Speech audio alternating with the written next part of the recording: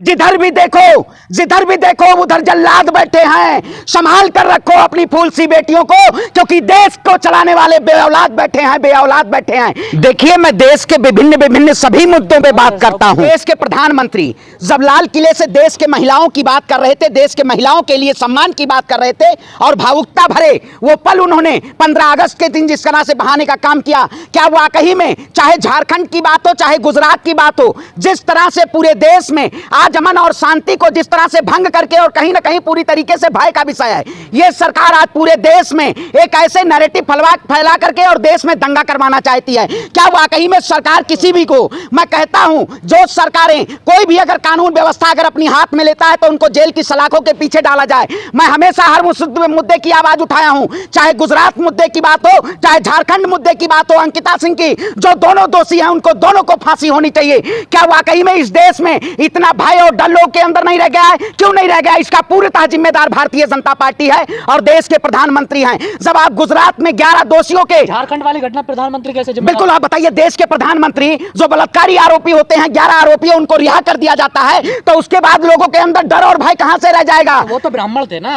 मैं देखिए, ब्राह्मण, मैं वही कहता हूं, ब्राह्मण देखिए दरिंदे हो, वो दरिंदे थे। मैं ब्राह्मण, ये पांचों उंगली बराबर नहीं होती है। कुछ इस देश में ऐसे असामाजिक तत्व हैं जो सभी समुदाय में हैं, चाहे वो ब्राह्मण की बात हो, चाहे किसी भी समाज की बात हो। जो लोग ये समाज में घृणा पैदा करते हैं, उनके खिलाफ कहीं ना कहीं कानून की कार्रवाई होनी चाहिए। और न्यायपालिका, मैं कहता हूं, जिधर भी देखो उधर जल्लाद बैठे हैं। संभाल कर रखो अपनी फूल सी बेटियों को, क्योंकि देश को चलाने वाले बेऔलाद बैठे हैं। ये कहीं ना कहीं सत्ता में जो बैठे हुए, सत्ता के नशे में चोर, इनको दिखाई नहीं देता है। मैं कहता हूं, मैं झारखंड के उस बेटी के लिए भी न्याय मांगता हूं और गुजरात के भी उस बेटी के लिए न्याय मांगता हूं। ये भारत की बेटियां हैं, इनको न्याय मिलना चाहिए। और आपका सवाल बहुत लाजमी था कि महाबल दलितों का जिस तरह से घर उजाड़ा गया, क्या वाकई में झारखंड में शासन और प्रशासन इसको चिन्हित नहीं करना चाहिए?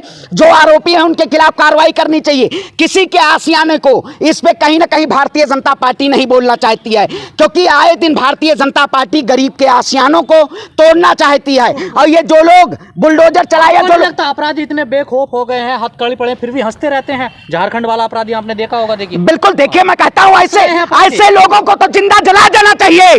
जो लोग ऐसा कुकृत्य करे, चाहे बिल्किस बानो के 11 दोषी हो, चाहे झारखंड का मामला हो। अगर कोई भी इस देश में, अगर देश में सामाजिक सौहार्द, एकता और अखंडता को कोई भी अगर शर्मसार करने की बात करता है, मैं कहता हूं, इस देश में बेटियां सभी की हैं। उन बहन बेटियों को अगर न्याय नहीं मिल पाएगा, मोदी जी ने इस देश को कैसा बना दिया कि आज बहन और बेटियों के लिए न्याय के लिए सड़क पे उतरना पड़ता है। सड़क पे वो इंसाफ, हंसते हैं, बिल्कुल, अपराधियों को मैं वही कहता हूं, इस देश में ये पूरी जिम्मेदारी भारतीय जनता पार्टी की है। ये पूरी जिम्मेदारी देश के प्रधानमंत्री की है, क्योंकि जो कहीं ना कहीं बेटी बचाओ और बेटी पढ़ाओ की बात करते हैं, उन्होंने देश में बेटियों को कहीं ना कहीं न्याय देने का बीड़ा नहीं उठाया हुआ है। आपने कन्नौज में अभी देखा होगा, प्रशासन और शासन के द्वारा मां का और बेटी का रेप किया जाता है, उसके बाद इंस्पेक्टर को गिरफ्तार किया जाता है। ये कहीं ना कहीं आने वाले दिनों में बहुत खतरनाक है। और ये सोचने का विषय है, ये देश की बेटी होंगी, ना हिंदू की है ना मुसलमान की है। जाति धर्म में बांटना छोड़ो, बिल्किस बानो और अंकिता सिंह को न्याय दो। जो न्याय की आवाज नहीं उठाता वो कहीं ना कहीं कायर है। इस देश में कायरताओं के लिए जगह नहीं है, चाहे वो मीडिया की बात हो, चाहे देश के लोकतंत्र की बात हो। अगर किसी भी समाज के प्रति अगर अन्याय किया जाएगा तो उसके खिलाफ हम मुखर होकर आवाज उठाने का काम करेंगे। लगता है अपराध की जाति धर्म देख के लोग आवाज उठाने की सोचते हैं? बिल्कुल यही कहते हैं। मैं आज के वक्त में भेदभाव का ये नजरिया कि आप बताइए, बिल्कुल जिस तरह से लोग आज कहते हैं कि ये दलित की बेटी है तो दलित लोग आवाज उठाएंगे, अगर मुस्लिम की बेटी है तो मुस्लिम लोग आवाज उठाएंगे, अगर हिंदू की बेटी है तो हिंदू। आप बताइए, कैसे समाज की आप परिकल्पना कर सकते हैं? ये कहीं ना कहीं समाज को पूरी तरीके से घृणित किया जा रहा है। और ऐसे लोग, तो अगर हिंदू आरोपी है तो हिंदू आवाज नहीं उठाते, मुस्लिम आरोपी है तो मुस्लिम भी सड़कों पे नहीं आते। देखिए, मैंने बिल्किस बानो के भी न्याय के लिए हमेशा आवाज उठाई है। और इस अंकिता बेटी के लिए मैं कहता हूं, तमाम देश के मुसलमानों से मैं सभी लोगों को एक साथ आके उतर के और न्याय की गुहार लगानी चाहिए। क्या वाकई में इस देश में ऐसे लोग अगर बेफौज, तो शायद लोग जाति और धर्म और मजहब देख के सब लोग न्याय करने की प्रक्रिया करेंगे। मैं कहता हूं, लोगों को आवाज उठाने की जरूरत है। कोई भी मामला हो इस देश में, अगर भारत की बेटी के साथ कोई भी ऐसा जघन्य अपराध करता है तो उसकी सिर्फ सजा फांसी है, फांसी। उसको फांसी के फंदों पर चला दें। जो ब्राह्मणों का सम्मान करते हैं वो गलत है।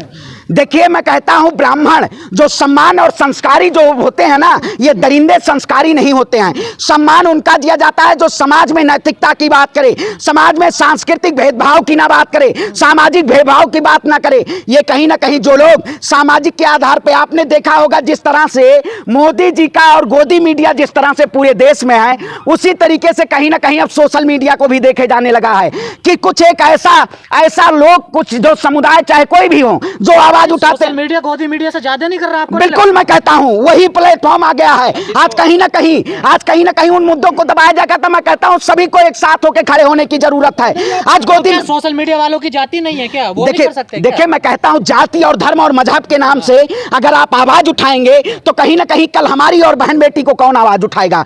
अगर हमारे परिवार के साथ जुल्म होगा तो कौन आवाज उठाएगा? इसलिए हर उस जुल्म के खिलाफ आवाज उठाने की जरूरत है। खुद ब्राह्मण है, वो ब्राह्मणों का विरोध कर रहे हैं। क्यों नहीं विरोध करें? वो ब्राह्मण है, वो दरिंदा है। 11 बहन उस बहन और बेटी के साथ और 15 लोगों की हत्या कर दी, वो ब्राह्मण हो सकता है?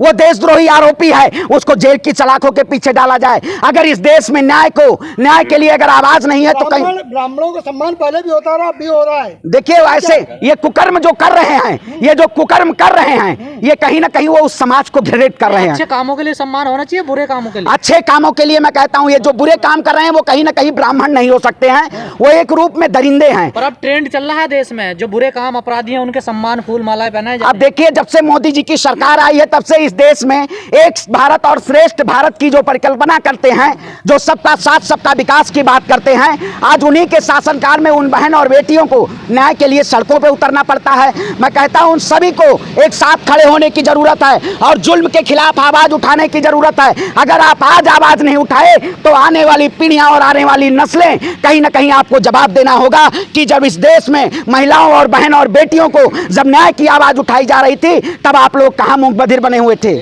देश के प्रधानमंत्री हैं, उसी तरीके से इस देश में बहुरूपीय की तरह से देश में प्रोपेगेंडा फैलाया जाता है। सोशल मीडिया कर रहे हैं। बिल्कुल बिल्कुल पूरी तरह से बहुरूपीय। एक सच्चाई खबर जो होती है, सच को प्रत्यक्षम किम प्रमाणम, प्रत्यक्ष को प्रमाण की जरूरत नहीं होती है। कहीं ना कहीं ये प्रमाण के जरिए इस देश में जो लोग नफरत फैला रहे हैं, जो लोग इस देश में जाति धर्म और मजहब के नाम पे नफरत फैलाते हैं, उनके खिलाफ भी कड़ी कार्रवाई होनी चाहिए। इस देश को, भारत को कहीं ना कहीं एकता, अखंडता और संप्रभुता के लिए भारत को जानना जरूरी होगा, क्योंकि आप जिस भारत को, कौन सी भारत को आप परिकल्पना देना चाहते हैं, आज कहीं ना कहीं हमें एक साथ एकजुट होकर उस संविधान को बचाना है, उस बाबा साहेब भीमराव अंबेडकर के संविधान को बचाना है। ये मथुरा की वीडियोग्राफी शुरू हो गई है, क्या कहेंगे उसको? देखिए कहीं ना कहीं ये केवल मुद्दा है, बीजेपी के पास एजेंडा है नए नए।